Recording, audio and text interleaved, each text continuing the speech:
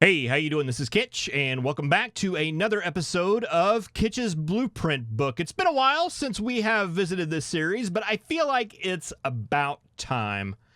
In my last couple of series, I'd mentioned that there are some quirks with some of these things in my standard blueprint library, and they're not too big of a deal. I've lived with them fine, but I don't want to live with them anymore. And I'd mentioned several times that I planned on doing some updates, so this is me doing just that. So I want to start with the Rail book, since that is the book that I use the most often. I've used it in several series, and let me just start by saying it's fine. It works. The trains move on this system just fine, most of the time. No, I've never had a problem with it. Everything is just hunky-dory, except for just a couple of little things that, well, let's just jump right into it. So the 1.0 and the 2.0 versions of this blueprint are previous episodes in the series. If you're curious about that, you can go check them out. The 0.5, I believe, was when I added this four-way intersection. In those episodes, I mentioned that I don't use four-way intersections very often. I've since reevaluated my policy on using four-way intersections, and I'll usually throw one or two in there. This is one I downloaded off the internet, and it works okay. Trains go through it just fine, but it's got a little thing. So let's just take a look at it here real quick. This came up, I forget if this was in the Uncut series or in the Big series, but that's all the same base. It was in one of those two. But if I'm manually driving a train, and I'm just going to push the forward button, and what I expect when I'm pushing the forward button is to just go straight through the intersection. But as you can see, we don't. We make a left-hand turn, which is not what I want. So what's going on here is as the train is moving, we can see our first split off right here goes down to the south. So if we were holding down right, we would go to the south, which is what I would want. But if we look beyond that, just very, very close here, we'll see that there's another split off to the right, and that is our straight rail, to go straight through the intersection.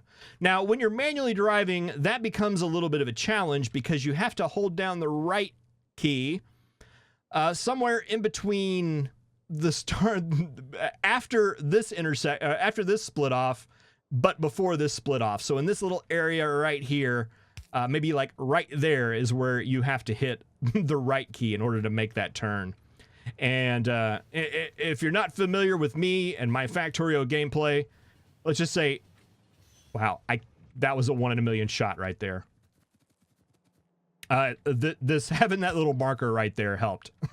But I bet I can't do it again. I bet I can't do it again. But you know, that's the point right there where you actually have to hit the right key in order to go straight.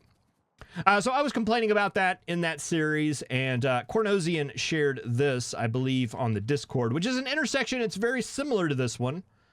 It's just kind of spread out a little bit more. It's kind of like a knot that's kind of loosened up a little bit. Same general idea.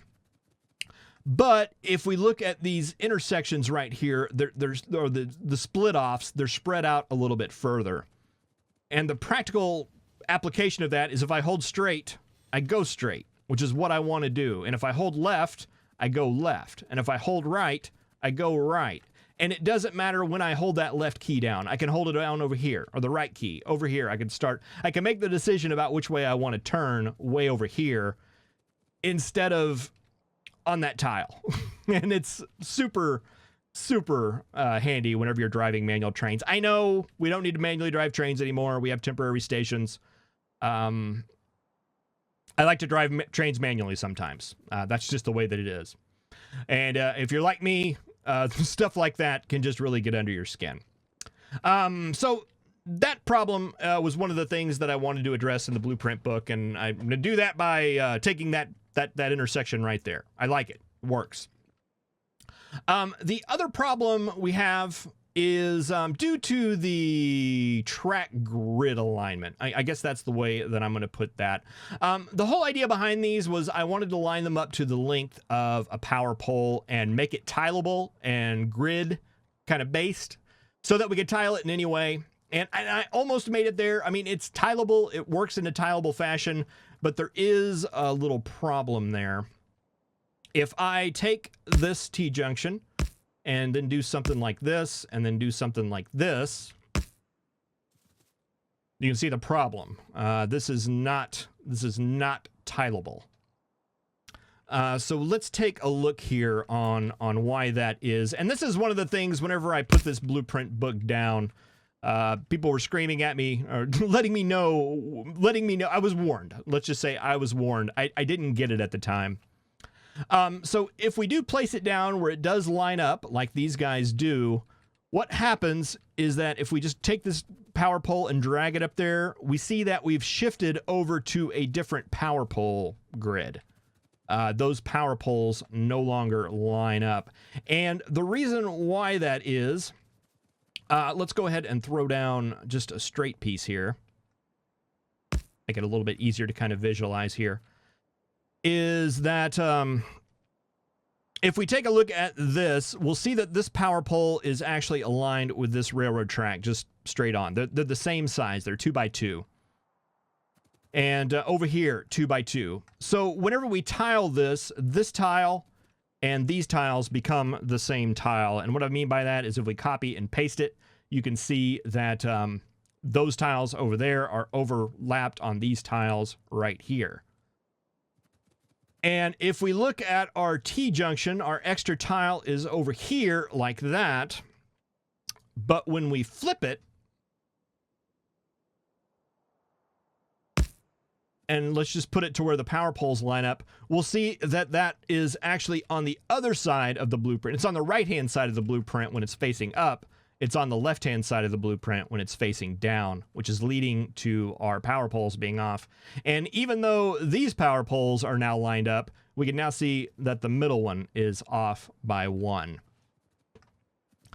Again, it's a little bit of a weird quirk, and how often does this come up? It doesn't really come up that much, but when it does, you know, it's what I wanted the blueprint book to be. I wanted it to be tileable, and it's currently not. So therefore, there's a problem with it.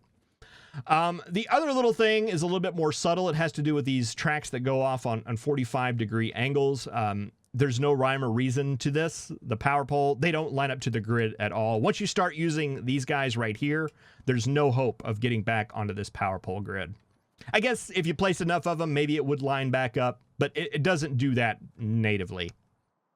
So those are the issues that I was having that I wanted to address. And let me just take a second to talk about the rail network. If you are unaware, the railroad tracks line up. They're 2x2. Let me see. Is it this button?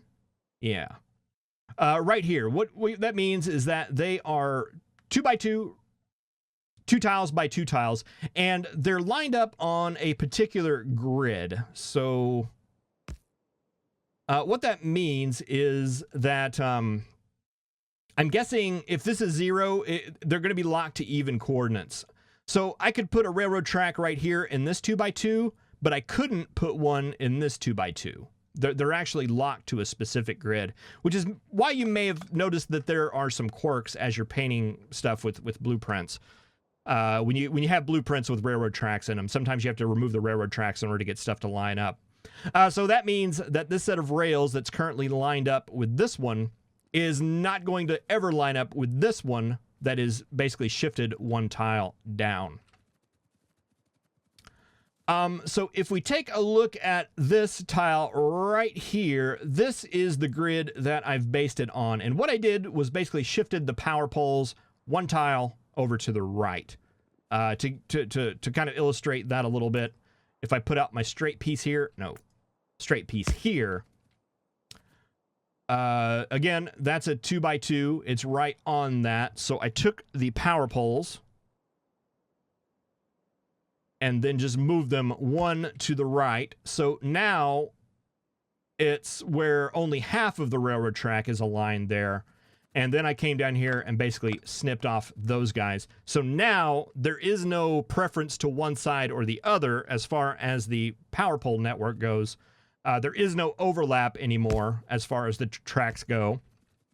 it just magically aligns now. And that's what everybody was trying to tell me. That's what they were trying to tell me back then that I completely just didn't get. So this one is lined up that way on the north and the south, as well as the east and the west. And then I put these little power poles here at every little block on the corner. And this was for lining up the 45-degree angle curves. And this is the basis of it. This is what I lined it up to. And here is the Kitch's Railbook 3.0 that is lined up to that grid. And we've got that intersection, so our train will go right through it.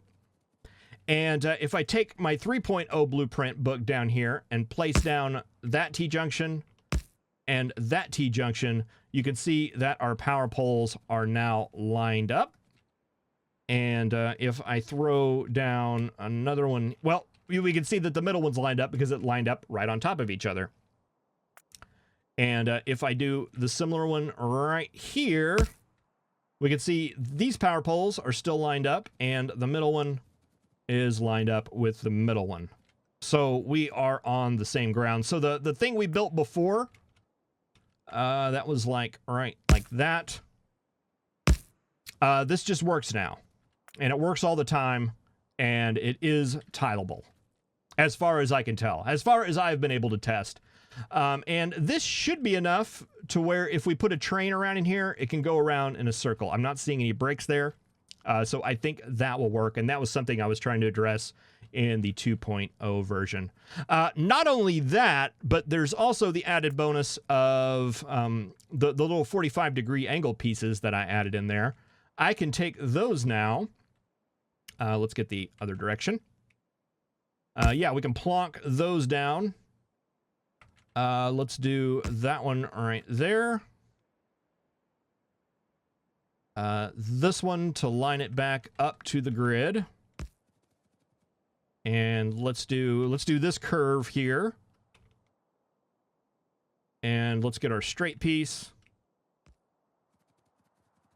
That's going to go up right here, and I should be able to now grab our T-junction and grab our straight piece, and it's in perfect alignment. Even with the crazy, funky little diagonals and curves, it maintains the grid. Granted, there's some power poles that are a little too close together, but that's a small price to pay for that functionality right there. So yeah, that's going to be the Kitch's Railbook 3.0. It's got all of these blueprints in it that you see up here up top, all aligned to the grid and all working the way that I want, at least for now, until I find the next set of quirks. I'm going to post these. There'll be a link down in the description. I used to post things on Factorio prints as well as throw a link on Pastebin. I'm not sure about the Factorio prints. It's been a while since I've been at that site. It was doing some weird stuff at one point. So I'll reinvestigate that. There may be a link for it there. There'll definitely be a Pastebin link as well as a link on the Discord. Thank you very much for watching. I really appreciate it. I will see you next time. Have a good one.